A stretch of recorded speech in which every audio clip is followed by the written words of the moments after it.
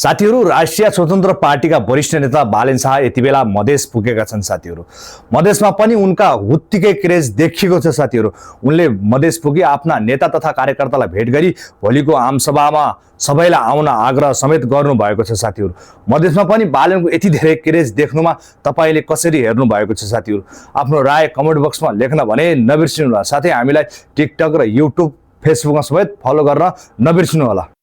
भर्खरै यहाँ आइपुगेर तपाईँहरूलाई भेट्न पाउँदा तपाईँहरू देख्न पाउँदा एकदमै खुसी लागेको छ, साह्रै माया लागेको छ, साह्रै खुसी लागेको छ।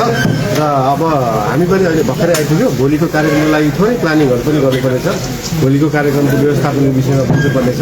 अघि जिल्लाको एसपी साहब पनि आउनुभएको छ, उहाँसँग पनि के भोलि कसरी गर्नुहुन्छ भन्ने कुराहरू पनि गर्नुपर्नेछ। त्यही भएर तपाईँहरू धेरै केही भन्न चाहन्न, भोलि भेटौँला।